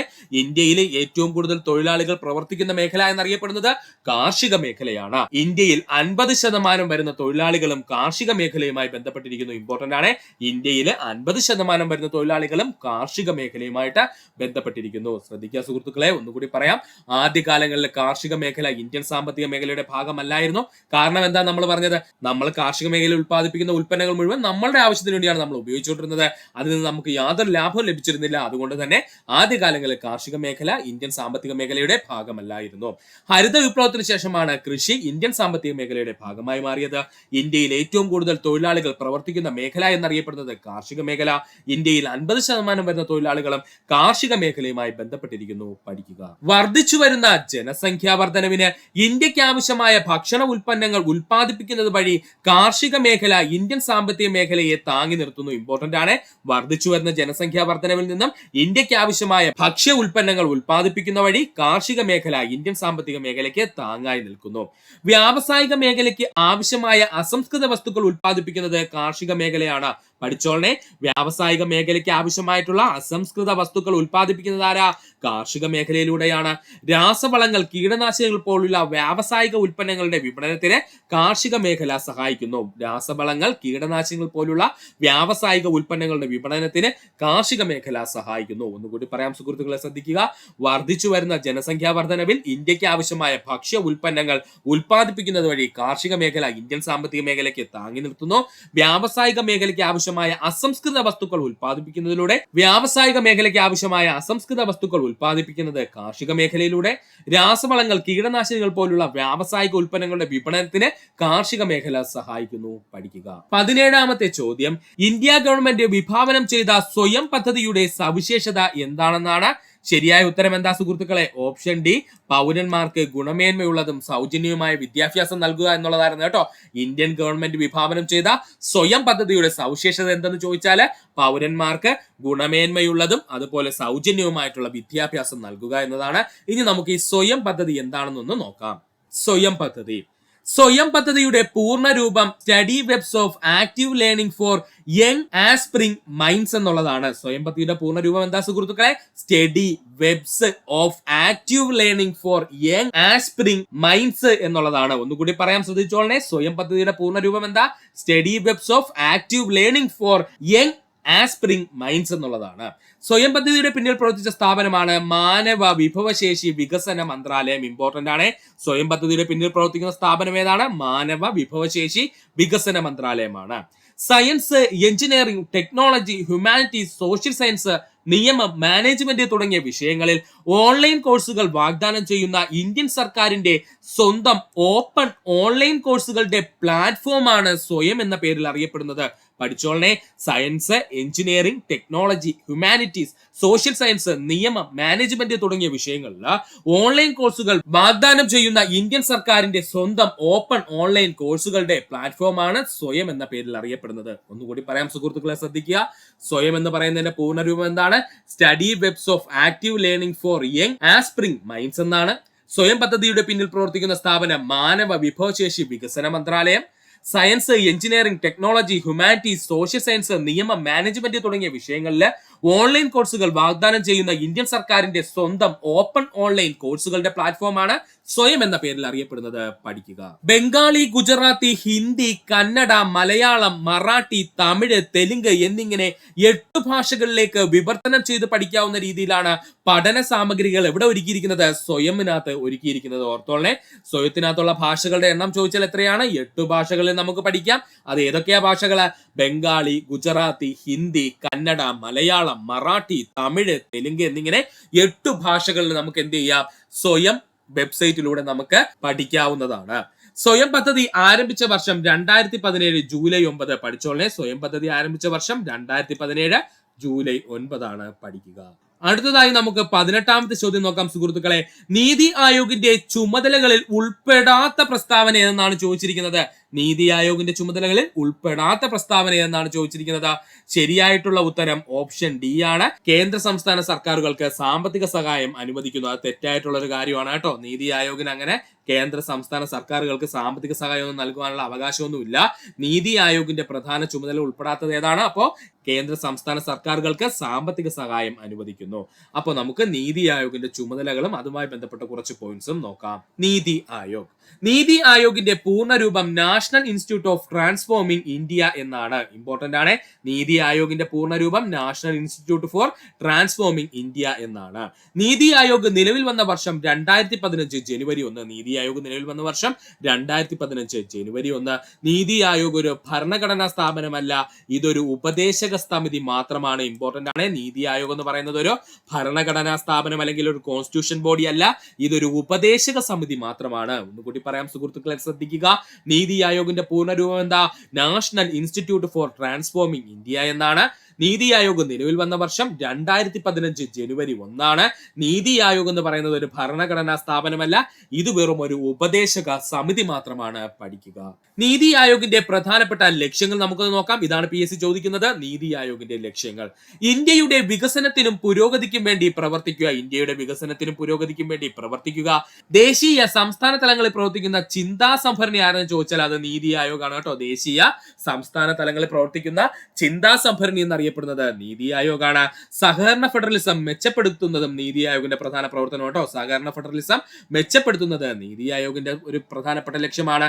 സമൂഹത്തിലെ എല്ലാ മേഖലകളെയും ഏകോപിപ്പിക്കുന്നു. സമൂഹത്തിലെ എല്ലാ മേഖലകളെയും ഏകോപിപ്പിക്കുന്നു. മുഖ്യമന്ത്രിമാരുടെ ഏകോപനം ഉറപ്പുവരുത്തുന്നു. മുഖ്യമന്ത്രിമാരുടെ ഏകോപനം ഉറപ്പുവരുത്തുന്നു. മറ്റു ചിന്താ സംഭരണികളുമായി ആശയവിനിമയം നടത്തുന്നു. മറ്റു ചിന്താ സംഭരണികളുമായിട്ട് ആശയവിനിമയവും നടത്തുന്നു. ആരാണ്? നമ്മുടെ നീതി ആയോഗ്. അപ്പോൾ നീതി ആയോഗിന്റെ പ്രധാനപ്പെട്ട ലക്ഷ്യങ്ങൾ ഒന്നുകൂടി പറയാം സുഹൃത്തുക്കളെ, ശ്രദ്ധിക്കുക. ഇന്ത്യയുടെ വികസനത്തിനും പുരോഗതിക്കും വേണ്ടി പ്രവർത്തിക്കുക. ദേശീയ സംസ്ഥാന തലങ്ങളിൽ പ്രവർത്തിക്കുന്ന ചിന്താ സംഭരണി എന്നറിയപ്പെടുന്നത് നീതി ആയോഗാണ്. സഹകരണ ഫെഡറലിസം മെച്ചപ്പെടുത്തുന്നത് നീതി ആയോഗ്. സമൂഹത്തിലെ എല്ലാ മേഖലകളെയും ഏകോപിപ്പിക്കുന്നത് നീതി ആയോഗ്. മുഖ്യമന്ത്രിമാരുടെ ഏകോപനം ഉറപ്പുവരുത്തുന്നു നീതി ആയോഗ്. മറ്റു ചിന്താ സംഭരണികളുമായി ആശയവിനിമയം നടത്തുന്നു നീതി ആയോഗ്. പഠിക്കുക. ഇനി നമുക്ക് പഠിക്കുവാനുള്ളത് നീതി ആയോഗിന്റെ ഘടനയെ പറ്റിയാണ്. നീതി ആയോഗിന്റെ ചെയർമാൻ ആരെന്ന് ചോദിച്ചാൽ പ്രധാനമന്ത്രിയാണ്. കാരണം അതൊരു എക്സ് ഒഫീഷ്യോ പോസ്റ്റ് ആണ്. അതുകൊണ്ട് തന്നെ ഇപ്പോൾ ആരാ നമ്മുടെ നീതി ആയോഗിന്റെ ചെയർമാൻ? നമ്മുടെ നരേന്ദ്രമോദി തന്നെയാണ്. അപ്പോൾ നീതി ആയോഗിന്റെ ചെയർമാൻ ആരെന്ന് ചോദിച്ചാൽ അതൊരു എക്സ് ഒഫീഷ്യോ പോസ്റ്റ് ആണ്. അതായത് പ്രധാനമന്ത്രി ആരാണോ അദ്ദേഹമായിരിക്കും നീതി ആയോഗിന്റെ ചെയർമാനും. അതുകൊണ്ട് തന്നെ നരേന്ദ്രമോദിയാണ് ഇപ്പോൾ നമ്മുടെ നീതി ആയോഗിന്റെ chairman. Vice chairman Suman Bery. ഒരുപാട് തവണ ചോദിച്ചിട്ടാണ് ഇപ്പോഴ്. നമ്മുടെ നീതി ആയോഗിന്റെ വൈസ് ചെയർമാൻ ആരാണ്? സുമൻ ബെറിയാണ്. ആദ്യത്തെ നമ്മുടെ നീതി ആയോഗിന്റെ വൈസ് ചെയർമാൻ ആരായിരുന്നു? അരവിന്ദ് പനഗാരി ആയിരുന്നു. അതുകൂടെ ഒന്ന് പഠിച്ചോളണേ. അപ്പോൾ നീതി ആയോഗിന്റെ ഇപ്പോഴത്തെ വൈസ് ചെയർമാൻ ചോദിച്ചു കഴിഞ്ഞാൽ അത് സുമൻ ബെറിയാണ്. അതുപോലെ തന്നെ നീതി ആയോഗിന്റെ ആദ്യത്തെ വൈസ് ചെയർമാൻ ആരെന്ന് ചോദിച്ചാൽ അത് അരവിന്ദ് പനഗാരിയാണ്. ആരാണ്? അരവിന്ദ് പനഗാരിയാണ്.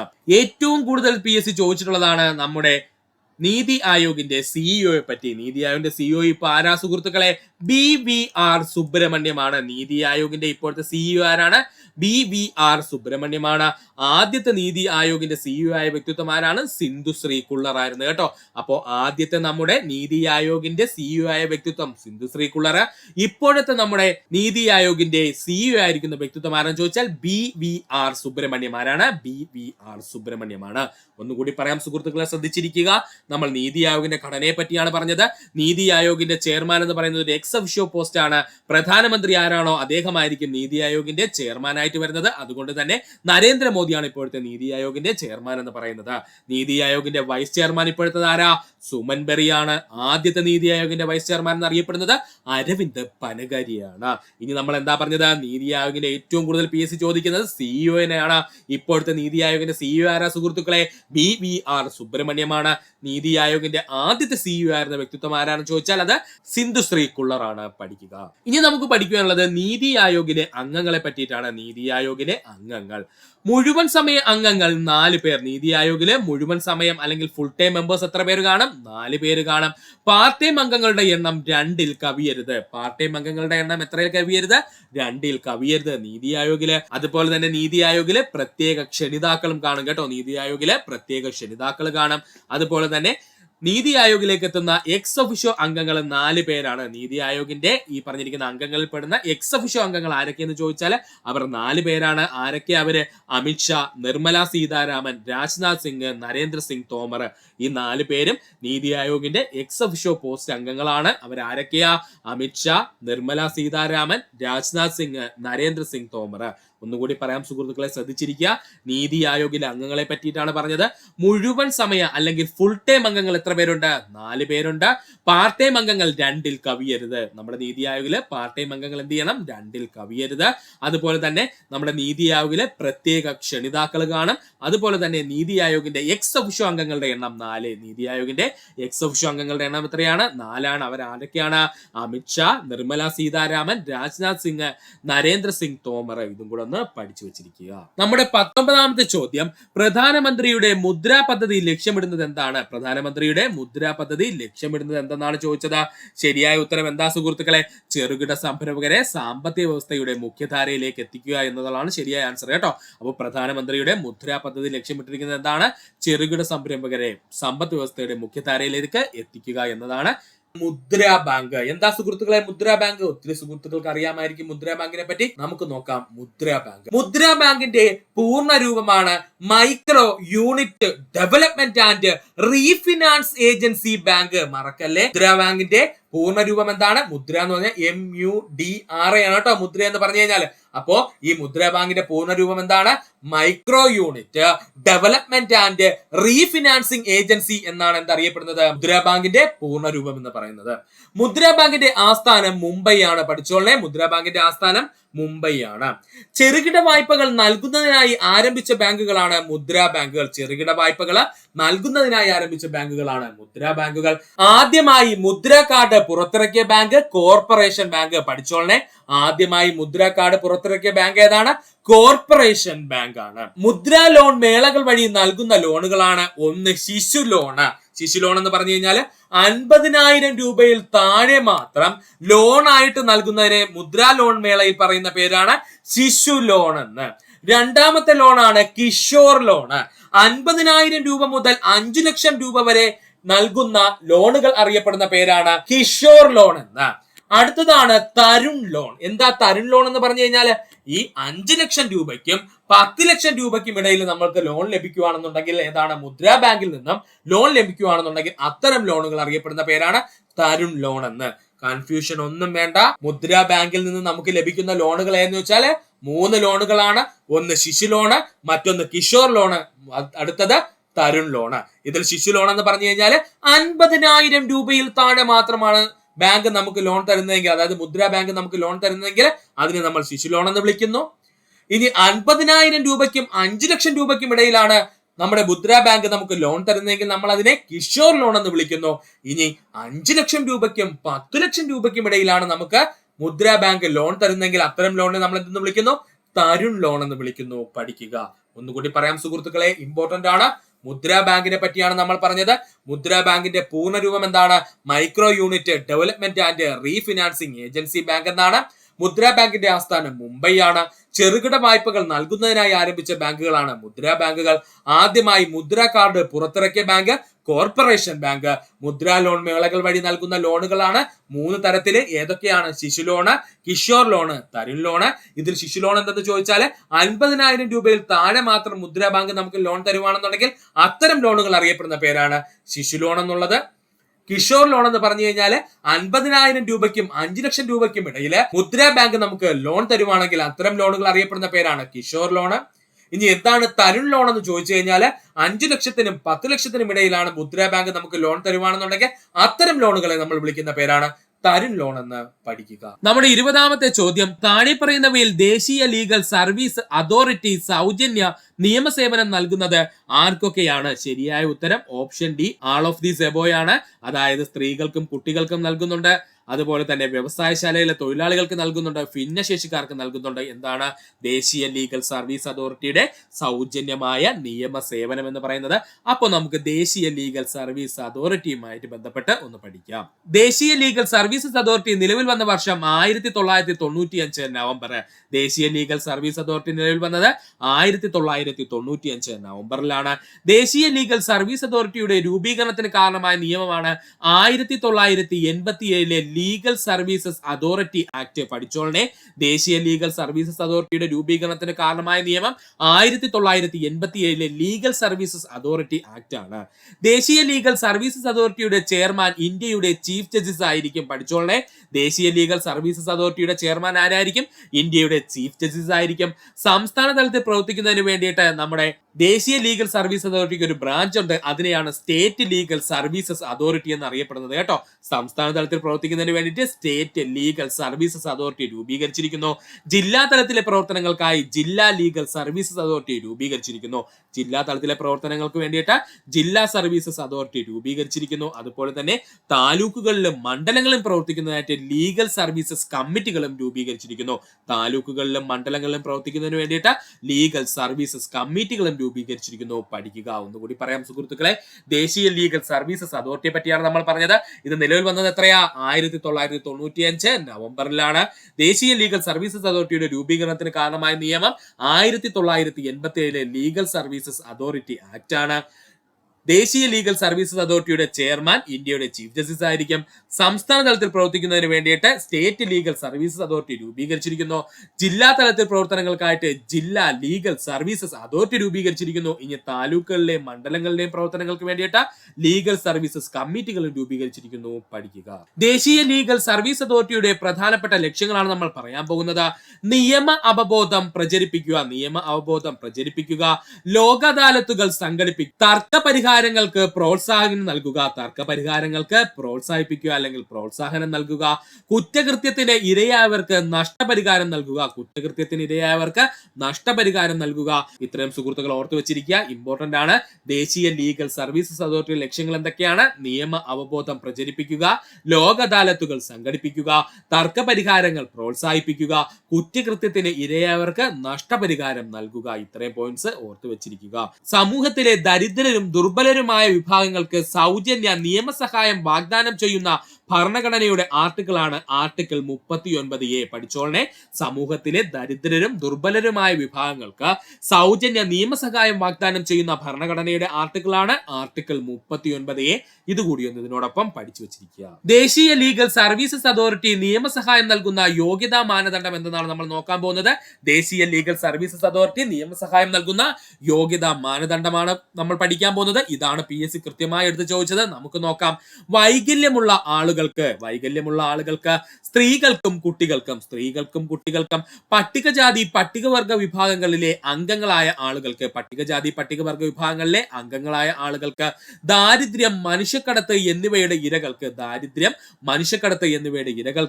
വ്യാവസായിക തൊഴിലാളികൾക്ക്, കസ്റ്റഡിയിലുള്ള ആളുകൾക്ക്, പ്രകൃതി ദുരന്തങ്ങൾ, ജാതി അല്ലെങ്കിൽ വംശീയ ആക്രമണങ്ങൾ മുതലായവയ്ക്ക്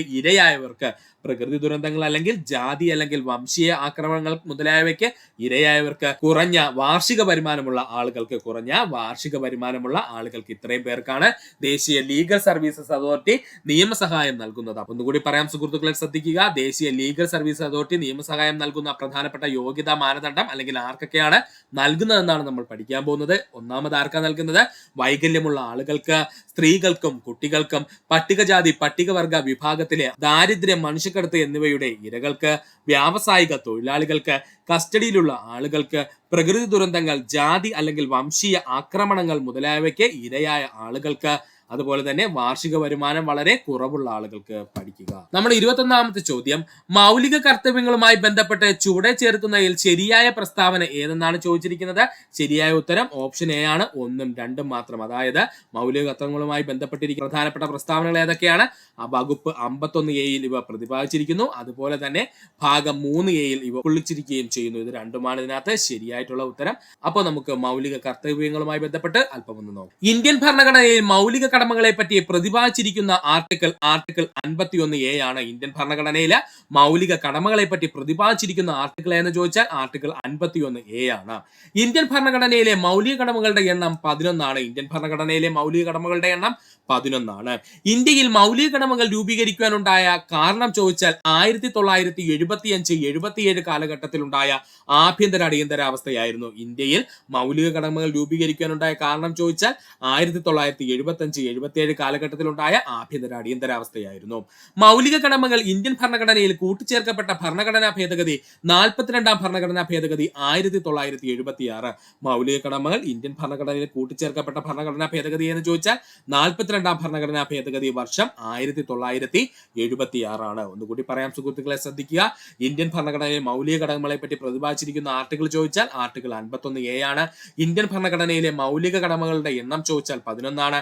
ഇന്ത്യയിൽ മൗലിക കടമകൾ രൂപീകരിക്കുവാനുണ്ടായ കാരണം 1975-77 കാലഘട്ടത്തിലുണ്ടായ ആഭ്യന്തര അടിയന്തരാവസ്ഥയാണ്.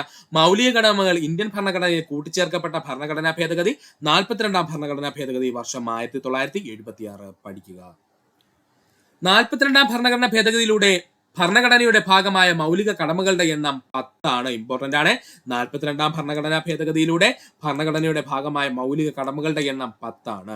11ാം മൗലിക കടമ ഇന്ത്യൻ ഭരണഘടനയിൽ കൂട്ടിച്ചേർക്കപ്പെട്ട ഭരണഘടനാ ഭേദഗതി 86ാം ഭരണഘടനാ ഭേദഗതി 2002 ആണ്. പഠിച്ചോളനെ, ഇമ്പോർട്ടന്റ് ആണ്. 11ാം മൗലിക കടമ ഇന്ത്യൻ ഭരണഘടനയിൽ കൂട്ടിച്ചേർക്കപ്പെട്ട ഭരണഘടനാ ഭേദഗതി 86ാം ഭരണഘടനാ ഭേദഗതി വർഷം 2002 ആണ്. മൗലിക കടമകൾ രൂപീകരിക്കുന്നതിന് പിന്നിൽ പ്രവർത്തിച്ച കമ്മീഷനായിരുന്നു 1976 സോരൻ സിംഗ് കമ്മീഷൻ. മൗലിക കടമകൾ രൂപീകരിക്കുന്നതിന് പിന്നിൽ പ്രവർത്തിച്ച കമ്മീഷനായിരുന്നു 1976 സോരൻ സിംഗ് കമ്മീഷൻ. ഒന്നുകൂടി പറയാം സുഹൃത്തുക്കളെ, ശ്രദ്ധിക്കുക. 42ാം ഭരണഘടനാ ഭേദഗതിയിലൂടെ ഭരണഘടനയുടെ ഭാഗമായ മൗലിക കടമകളുടെ എണ്ണം 10 ആണ്. 11ാം മൗലിക കടമ ഇന്ത്യൻ ഭരണഘടനയിൽ കൂട്ടിച്ചേർക്കപ്പെട്ട ഭരണഘടനാ ഭേദഗതി 86ാം ഭരണഘടനാ ഭേദഗതി 2002. മൗലിക കടമകൾ രൂപീകരിക്കുന്നതിന് പിന്നിൽ പ്രവർത്തിച്ച കമ്മീഷൻ 1976 സോരൻ സിംഗ് കമ്മീഷനാണ്. പഠിക്കുക. ഇനി നമുക്ക് നോക്കാനുള്ളത് ഇന്ത്യൻ ഭരണഘടന അനുശാസിക്കുന്ന മൗലിക കടമകളെ പറ്റിയാണ്. ഇന്ത്യൻ ഭരണഘടന അനുശാസിക്കുന്ന മൗലിക കടമകൾ. ഇന്ത്യൻ ഭരണഘടനയെ അനുസരിക്കുകയും അതിന്റെ ആദർശങ്ങളെയും സ്ഥാപനങ്ങളെയും ബഹുമാനിക്കുകയും ചെയ്യുക. ദേശീയ പതാകയെയും ദേശീയ ഗാനത്തെയും ബഹുമാനിക്കുകയും ചെയ്യുക. അപ്പോൾ എന്താണ്? ഇന്ത്യയുടെ ഭരണഘടനയെ അനുസരിക്കുകയും അതിന്റെ ആദർശങ്ങളെയും സ്ഥാപനങ്ങളെയും ബഹുമാനിക്കുകയും ചെയ്യുക. ദേശീയ പതാകയെയും ദേശീയ ഗാനത്തെയും ബഹുമാനിക്കുക.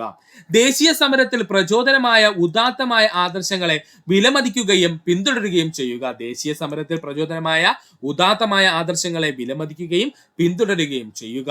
ഇന്ത്യയുടെ പരമാധികാരവും ഐക്യതയും അഖണ്ഡതയും ഉയർത്തിപ്പിടിക്കുകയും സംരക്ഷിക്കുകയും ചെയ്യുക. ഇന്ത്യയുടെ പരമാധികാരവും ഐക്യവും അഖണ്ഡതയും ഉയർത്തിപ്പിടിക്കുകയും സംരക്ഷിക്കുകയും ചെയ്യുക.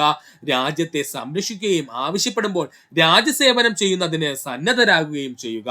രാജ്യത്തെ സംരക്ഷിക്കുകയും ആവശ്യപ്പെടുമ്പോൾ രാജ്യസേവനം ചെയ്യുന്നതിന് സന്നദ്ധരാകുകയും ചെയ്യുക. ഇമ്പോർട്ടന്റ് പോയിന്റ് പറയുന്ന സുഹൃത്തുക്കളെ, ഒന്നുകൂടി പറയാം. നമ്മുടെ ഇന്ത്യൻ ഭരണഘടനയെ അനുസരിക്കുകയും അതിന്റെ ആദർശങ്ങളെയും സ്ഥാപനങ്ങളെയും ബഹുമാനിക്കുകയും ചെയ്യുക. ദേശീയ ഭരണഘടനയെയും ദേശീയ ഗാനത്തെയും ബഹുമാനിക്കുക. രണ്ടാമത്തെ പോയിന്റ് എന്തായിരുന്നു? ദേശീയ സമരത്തിൽ പ്രചോദനമായ ഉദാത്തമായ ആദർശങ്ങളെ വിലമതിക്കുകയും പിന്തുടരുകയും ചെയ്യുക. മൂന്നാമത്തെ പോയിന്റ്, ഇന്ത്യയുടെ പരമാധികാരവും ഐക്യതയും അഖണ്ഡതയും ഉയർത്തിപ്പിടിക്കുകയും സംരക്ഷിക്കുകയും ചെയ്യുക. നാലാമത്തെ പോയിന്റ്, രാജ്യത്തെ സംരക്ഷിക്കുകയും ആവശ്യപ്പെടുമ്പോൾ രാജ്യസേവനം ചെയ്യുന്നതിന് സന്നദ്ധരാകുകയും ചെയ്യുക. പഠിക്കുക. അഞ്ചാമത്തെ പോയിന്റ്, മതമോ ഭാഷയോ പ്രാദേശികമോ വിഭാഗീയവുമായ വൈവിധ്യങ്ങൾക്ക് അതീതമായി ഇന്ത്യയിലെ എല്ലാ ജനങ്ങൾക്കുമിടയിൽ ഐക്യവും പൊതു സാഹോദര്യത്തിന്റെ ചൈതന്യവും പ്രോത്സാഹിപ്പിക്കുക. മതമോ ഭാഷയോ പ്രാദേശികമോ വിഭാഗീയവുമായ വൈവിധ്യങ്ങൾക്ക് അതീതമായിട്ട് ഇന്ത്യയിലെ എല്ലാ ജനങ്ങൾക്കുമിടയിൽ ഐക്യവും പൊതു സാഹോദര്യത്തിന്റെ ചൈതന്യവും പ്രോത്സാഹിപ്പിക്കുക. സ്ത്രീകളുടെ അന്തസ്സിനെ അപമാനിക്കുന്ന ആചാരങ്ങൾ ഉപേക്ഷിക്കുകയും ചെയ്യുക. സ്ത്രീകളുടെ അന്തസ്സിനെ അപമാനിക്കുന്ന രീതിയിലുള്ള ആചാരങ്ങൾ ഉപേക്ഷിക്കുകയും ചെയ്യുക. ആറാമത്തെ പോയിന്റ്, രാജ്യത്തിന്റെ സംയോജിത സംസ്കാരത്തിന്റെ സമ്പന്നമായ പൈതൃകത്തെ വിലമതിക്കുകയും സംരക്ഷിക്കുകയും ചെയ്യുക. ആറാമത്തെ പോയിന്റ് എന്താണ്? രാജ്യത്തിന്റെ സംയോജിത സംസ്കാരത്തിന്റെ സമ്പന്ന പൈതൃകത്തെ വിലമതിക്കുകയും സംരക്ഷിക്കുകയും ചെയ്യുക. ഏഴാമത്തെ പോയിന്റ്, വനങ്ങൾ, തടാകങ്ങൾ, നദികൾ, വന്യജീവികൾ എന്നിവ ഉൾപ്പെടെയുള്ള പ്രകൃതി പരിസ്ഥിതി സംരക്ഷിക്കുകയും മെച്ചപ്പെടുത്തുകയും ജീവജാലങ്ങളോട് അനുകമ്പ കാണിക്കുകയും ചെയ്യുക. ഏഴാമത്തെ പോയിന്റ് എന്താ പറഞ്ഞത്? വനങ്ങൾ, തടാകങ്ങൾ, നദികൾ, വന്യജീവികൾ എന്നിവ ഉൾപ്പെടെയുള്ള പ്രകൃതി പരിസ്ഥിതി സംരക്ഷിക്കുകയും മെച്ചപ്പെടുത്തുകയും ജീവജാലങ്ങളോട് അനുകമ്പ കാണിക്കുകയും ചെയ്യുക. എട്ടാമത്തെ പോയിന്റ് എന്താണ്? ശാസ്ത്രീയ മനോഭാവവും മാനവികത, അന്വേഷണത്തിന്റെയും പരിഷ്കരണത്തിന്റെയും മനോഭാവം എന്നിവ വികസിപ്പിക്കുക. ശാസ്ത്രീയ മനോഭാവം, മാനവികത, അന്വേഷണത്തിന്റെയും പരിഷ്കരണത്തിന്റെയും മനോഭാവവും എന്നിവ വികസിപ്പിക്കുകയും ചെയ്യുക. കൺഫ്യൂഷൻ ഉണ്ടാകും, ശ്രദ്ധിച്ച് കേട്ടിരിക്കുക. ഒന്നുകൂടി പറയാം സുഹൃത്തുക്കളെ, മതത്തിന്റെയോ ഭാഷയുടെയോ ഒരു പ്രദേശത്തിന്റെയോ അല്ലെങ്കിൽ വിഭാഗീയമായിട്ടുള്ള വൈവിധ്യങ്ങൾക്ക് അതീതമായിക്കൊണ്ട് ഇന്ത്യയിലെ എല്ലാ ജനങ്ങൾക്കും ഇടയിൽ ഐക്യവും പൊതു സാഹോദര്യവും ചൈതന്യവും പ്രോത്സാഹിപ്പിക്കുക. സ്ത്രീകളുടെ അന്തസ്സിനെ അപമാനിക്കുന്ന ആചാരങ്ങൾ ഉപേക്ഷിക്കുകയും ചെയ്യുക. ആറാമത്തെ പോയിന്റ് എന്തായിരുന്നു? രാജ്യത്തിന്റെ സംയോജിത സംസ്കാരത്തിന്റെ സമ്പന്നമായ പൈതൃകത്തെ വിലമതിക്കുകയും സംരക്ഷിക്കുകയും ചെയ്യുക. ഏഴാമത്തെ പോയിന്റ്, വനങ്ങൾ, തടാകങ്ങൾ, നദികൾ, വന്യജീവികൾ എന്നിവ ഉൾപ്പെടുന്ന പ്രകൃതി പരിസ്ഥിതിയെ സംരക്ഷിക്കുകയും മെച്ചപ്പെടുത്തുകയും ജീവജാലങ്ങളോട് അനുകമ്പ കാണിക്കുകയും ചെയ്യുക. എട്ടാമത്തെ പോയിന്റ് എന്തായിരുന്നു? ശാസ്ത്രീയ മനോഭാവവും മാനവികത, അന്വേഷണത്തിന്റെയും പരിഷ്കരണത്തിന്റെയും മനോഭാവം എന്നിവ വികസിപ്പിക്കുകയും ചെയ്യുക. പഠിക്കുക. 9, പൊതുസ്വത്തുക്കൾ സംരക്ഷിക്കുകയും അക്രമം ഉപേക്ഷിക്കുകയും ചെയ്യുക. 9ാമത്തെ പോയിന്റ് എന്താണ്? എന്താണ്? പൊതുസ്വത്തുക്കൾ സംരക്ഷിക്കുകയും അതുപോലെ തന്നെ അക്രമം ഉപേക്ഷിക്കുകയും ചെയ്യുക. 10ാമത്തെ പോയിന്റ്, വ്യക്തിപരവും കൂട്ടായതുമായ പ്രവർത്തനത്തിലൂടെ എല്ലാ മേഖലകളിലും മികവ് കൈവരിക്കാൻ പരിശ്രമിക്കുക. അതിലൂടെ രാഷ്ട്രം പരിശ്രമത്തിന്റെയും നേട്ടത്തിന്റെയും ഉയർന്ന തലങ്ങളിലേക്ക് നിരന്തരം ഉയർത്തുകയും ചെയ്യുക. 10ാമത്തെ പോയിന്റ് എന്താ പറഞ്ഞത്? വ്യക്തിപരവും കൂട്ടായതുമായിട്ടുള്ള പ്രവർത്തനത്തിലൂടെ എല്ലാ മേഖലകളിലും മികവ് കൈവരിക്കാൻ ശ്രമിക്കുക. അതിനോടൊപ്പം തന്നെ രാഷ്ട്രത്തിന്റെ പരിശ്രമത്തിന്റെയും നേട്ടത്തിന്റെയും ഉയർന്ന തലങ്ങളിലേക്ക് നിരന്തരം ഉയർത്തുകയും ചെയ്യുക. 11ാമത്തെ പോയിന്റും അതുപോലെ തന്നെ ഏറ്റവും അവസാനം നമ്മൾ ആഡ് ചെയ്തതും എന്താണ്? 6നും 14നും ഇടയിൽ പ്രായമുള്ള കുട്ടികൾക്ക് വിദ്യാഭ്യാസത്തിന്റെ അവസരം നൽകുക. 6നും 14നും ഇടയിൽ പ്രായമുള്ള കുട്ടികൾക്ക് വിദ്യാഭ്യാസത്തിനുള്ള അവസരം നൽകുക. ഒന്നുകൂടി പറയാം സുഹൃത്തുക്കളെ, ശ്രദ്ധിക്കുക. പൊതുസ്വത്തുക്കൾ സംരക്ഷിക്കുകയും അക്രമം ഉപേക്ഷിക്കുകയും ചെയ്യുക. വ്യക്തിപരവും കൂട്ടായതുമായ പ്രവർത്തനത്തിലൂടെ എല്ലാ മേഖലകളിലും മികവ് കൈവരിക്കാൻ ശ്രമിക്കുക. അതിലൂടെ തന്നെ വ്യക്തിപരവും കൂട്ടായതുമായ പ്രവർത്തനത്തിലൂടെ എല്ലാ മേഖലകളിലും മികവ് കൈവരിക്കാൻ പരിശ്രമിക്കുക. അതിലൂടെ രാഷ്ട്രത്തിന്റെ പരിശ്രമത്തിന്റെയും നേട്ടത്തിന്റെയും ഉയർന്ന തലങ്ങളിൽ നിരന്തരം ഉയർത്തുകയും ചെയ്യുക. ലാസ്റ്റ് പോയിന്റ് നമ്മൾ എന്താ പറഞ്ഞത്? 6നും 14നും ഇടയിലുള്ള പ്രായമുള്ള കുട്ടികൾക്ക് വിദ്യാഭ്യാസത്തിനുള്ള അവസരം നൽകുക. ഇത്രയുമാണ് നമ്മുടെ പ്രധാനപ്പെട്ട മൗലിക ചുമതലകൾ. എത്രണ്ണമാ? 11 മൗലിക ചുമതലകൾ നമ്മളിവിടെ പഠിച്ചു കഴിഞ്ഞു. ഇത്രയുമായിരുന്നു നമ്മുടെ LDC റിലേറ്റഡ് ഫാക്ട്സ് കൊല്ലം ജില്ലയുമായി ബന്ധപ്പെട്ട ചോദ്യത്തിൽ നമ്മൾ പറഞ്ഞത്. ഇതിന്റെ പാർട്ട് 2 ആണ് നമ്മൾ ചെയ്തത്. പാർട്ട് 3 ഉടൻ തന്നെ അപ്ലോഡ് ആവുന്ന സുഹൃത്തുക്കളെ. കുറച്ച് ഡീപ്പായിട്ട് നമ്മൾ പോകുന്നുണ്ടെന്ന് അറിയാം. അങ്ങനെ ഡീപ്പായിട്ട് പോയേ പറ്റൂ. ക്വസ്റ്റ്യൻസ് കണ്ടപ്പോൾ തന്നെ നിങ്ങൾക്ക് മനസ്സിലായി കാണും ഏതൊക്കെ മേഖലയിൽ നിന്നാണ് PSC ചോദ്യങ്ങൾ ചോദിക്കുന്നതാണ്. അതുകൊണ്ട് ഒരു അല്പം ഡീപ്പായിട്ട് നമുക്ക് പോയേ പറ്റൂ. ചില ക്വസ്റ്റ്യൻസ് നമുക്ക് വളരെ ഈസി ആയിട്ട് പറഞ്ഞു പോകാം, പക്ഷെ ചില ക്വസ്റ്റ്യൻസ് നമുക്ക് അല്പം ഡീപ്പായിട്ട് പോയേ പറ്റൂ. അതുകൊണ്ടാണ് ക്ലാസ് പയ്യെ നീങ്ങി പോകുന്നത്. സുഹൃത്തുക്കൾ ക്ഷമിക്കുക. ഇത്ര നേരം ഈ വീഡിയോയുടെ സുഹൃത്തുക്കൾ എല്ലാവർക്കും നന്ദി, നമസ്കാരം. നിങ്ങൾക്ക് ഈ വീഡിയോ ഇഷ്ടമായി നിങ്ങളുടെ സുഹൃത്തുക്കൾ കൊണ്ട് ഷെയർ ചെയ്ത് കൊടുക്കുക. അതിനൊപ്പം തന്നെ നമ്മുടെ ചാനൽ സബ്സ്ക്രൈബ് ചെയ്ത് സഹായിക്കുക. സബ്സ്ക്രൈബ് ബട്ടൺ ചേർന്നുള്ള ബെൽ ബട്ടൺ അമർത്തിയാൽ നമ്മൾ അപ്ലോഡ് ചെയ്യുന്ന വീഡിയോകൾ സുഹൃത്തുക്കളെ നിങ്ങൾ എത്തുന്ന സുഹൃത്തുക്കൾക്ക് നന്ദി, നമസ്കാരം. നല്ല ദിവസം നേരുന്നു.